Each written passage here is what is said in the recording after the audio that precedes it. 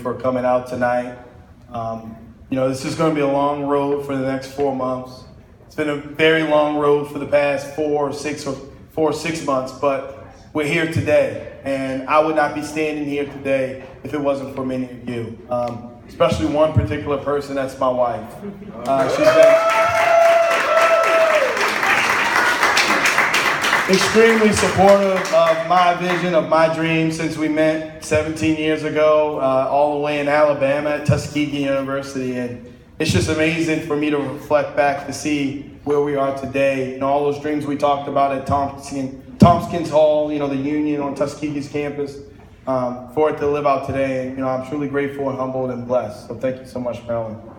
I'm pretty sure most of you do not know my complete background or my story. But Councilman Nick Mosby, born and raised in the city of Baltimore. I grew up in Northeast Baltimore. I grew up in a 3-bedroom household with 6 women. And that's real. And I always had dreams back then. One day I'm going to grow up, I'm going to have my own family, I'm going to have a son that's going to help me take out the trash. But I grew up and I had 2 beautiful daughters and 3 beautiful nieces, so I'm still surrounded by women. But no, and I still have issues taking out the trash. But no, the matriarch of my family was my grandmother. She had a 7th grade education. She was a domestic worker here in the city. My mother, she was a federal employee. She worked at Social Security, where she worked there tirelessly for 36 years. I shared a bedroom with my sister. I always embarrass her when I tell folks this. To the 8th grade. It was my sister, me, and my mother in one bedroom. Until I was in 8th grade. And every day the alarm clock would go off, and Nikki could tell you, around about 4:30, my mother would have to get up. She had to catch 2 buses from Northeast Baltimore just to make it on time to work in Woodlawn every single day. And she did the same commute back. Just to put food on our table, just to provide the type of lifestyle and trajectory that we have today. And I tell folks this story because this story is not Nick Mosby's story. This story is Baltimore's story. And, I'm so humbled and so blessed to be here today, standing in front of you. And it's not to me to pat myself on my back, but it's to say that at the end of the day, we're fruits of someone else's labor. And when you look at the state of the city today, when you talk about, where our children are, we have to become accountable to their trajectory. It's as simple as that. If it wasn't for those dreams from my grandmother who had a 7th grade education, which she poured in my head, that Nick, you could be the first person in his family to go to college.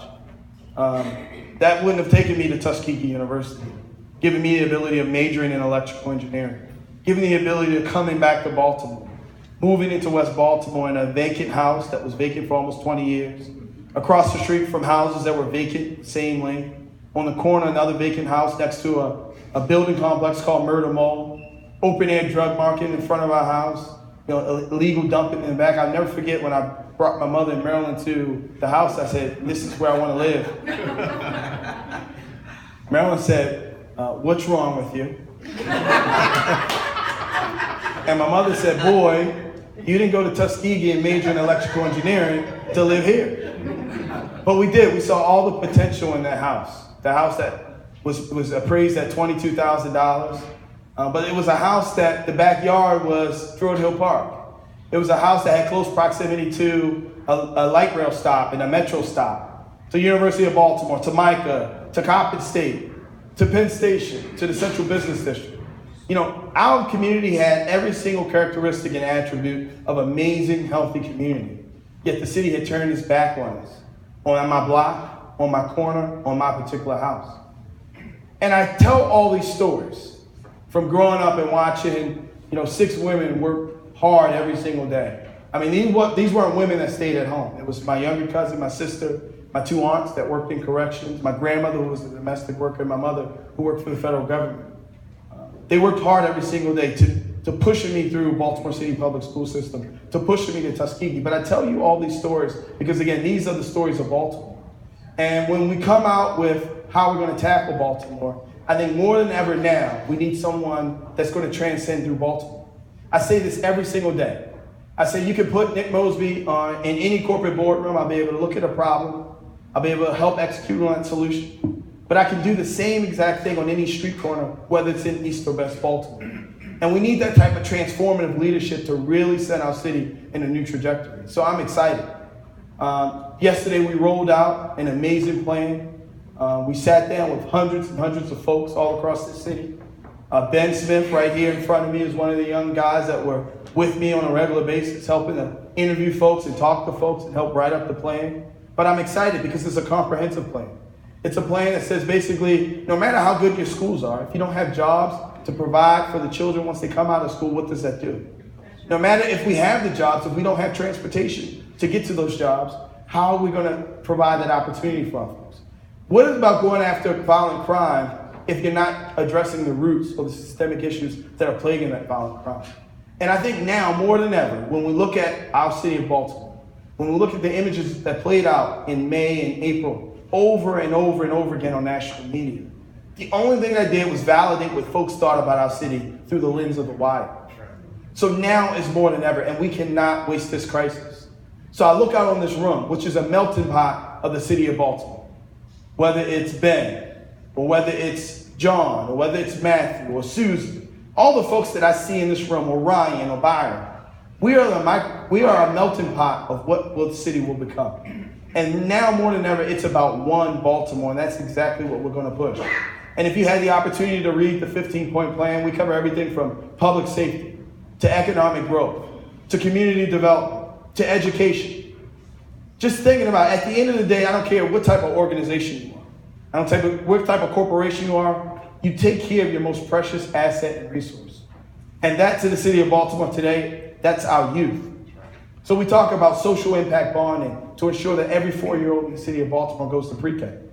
We know the importance of getting them proficient in reading at the 3rd grade level, because that exponentially increases their chances of graduating from high school. We know where our vulnerable children are between the 3rd and the 9th grade. Let's develop programs to go after them. We're going to bring a program in like City. Then lastly, in this school to workforce pipeline, we know the jobs of the future. We know that Sparrows Point is going to continue to grow. We know that the Panama Canal is opening in the Port of Baltimore is going to be as relevant in 20 years as it is today. We know that through life science, through health, and through tourism and hospitality, those jobs are here to stay in Baltimore. So why aren't we giving our children a competitive advantage of taking on those jobs for tomorrow? So we're going to link our children to those jobs in the future. When it comes to public safety, we understand and know that there's a distrust between our community and our police department, and we need to do everything we can do to bridge that gap. Our police department, they want body cameras. Our neighborhoods, our community members, they want body cameras. Why continue to kick this can down the road? First 100 days of my administration, we're going to be there. We're going to stop aggressively going after neighborhoods, but aggressively go after violent repeat offenders. We see the same repeat offenders over and over again. We had 344 murders last year. There weren't 344 murderers last year. It's the small group of violent repeat offenders that are causing the harm in our community. Me and my wife, we walked in West Baltimore 51 straight weeks in the summers. We statistically pointed out the worst corners in West Baltimore. And we did that knowing that there's more folks on those neighborhoods, on those blocks, that care about those communities than the ones who are trying to destroy them. And it's about really going after violent repeat. That's how we bring our communities back together. That's how we get trust back into the criminal justice system. And then when we talk about development, we've sat on 16,000 blighted properties in the city of Baltimore for far too long. We need to develop incentives on increasing them. When you talk about economy, it's all about supply and demand. Well, unfortunately, we have the supply, but we don't have the demand. And we're going to drive incentives to bring the demand back to Baltimore. So I implore you to go read the 15-point plan. I'm excited about it. It's the only plan that's out there. And as the next mayor of Baltimore, we can rebuild this Baltimore. Again, this is not about me. This is about each and every one of you. It's about us. And in 20 years, when we talk about this comprehensive plan, we'll be able to look back at an amazing world-class city, to know that it was very inclusive, to know that it was very intentional, and to know that we put the city on a trajectory to make it a world-class city. And I thank each and every one of you for your support. Thank you for coming out.